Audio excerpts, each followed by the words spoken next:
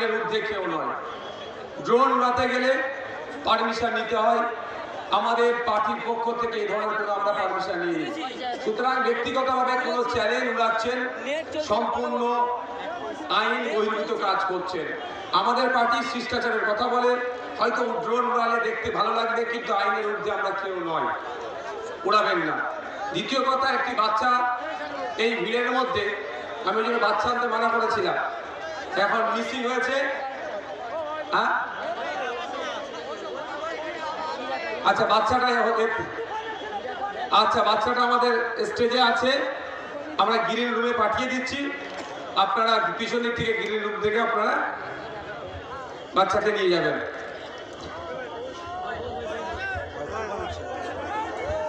এখন শামসুল আলী মল্লিক মহাশয়।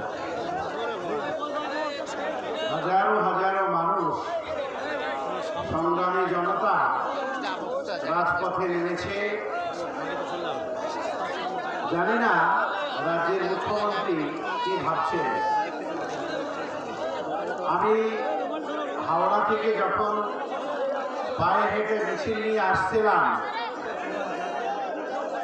এই ময়দানে ঢোকার আগে আমার কয়েকজন সাথী বন্ধু, সংগ্রামী সন্তান, তারা আমাকে বলছিলেন যে স্যার, হাওড়া থেকে মিছিল নিয়ে আসছেন, কত হাঁটবেন?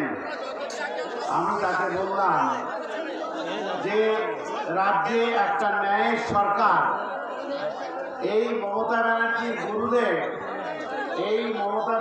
গুরুদেব আপনারা অনেকেই জানেন,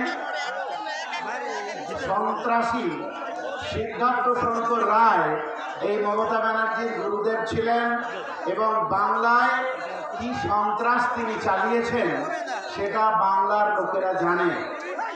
তো সেই সন্ত্রাসের সরকারকে, সেই অন্যায়ের সরকারকে আমরা এভাবে রাজপথে হেঁটে হেঁটেই পরাস্ত করেছিলাম, একটা ন্যায় সরকার প্রতিষ্ঠা করেছিলাম।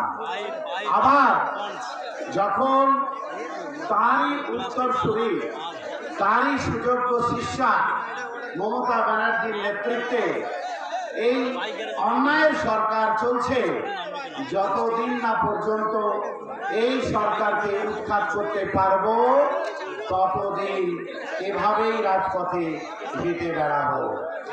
সবাই আমরা হেঁটে বেড়াবো আমাদের অধিকার আদায়ের জন্য। আমরা হেঁটে বেড়াবো আপনার মায়ের, আপনার কন্যার অধিকার আদায়ের জন্য। একটু আগে বিশ্বজিৎদা বক্তব্য রাখতে গিয়ে বলছিলেন যে শুভেন্দু অধিকারীর কথা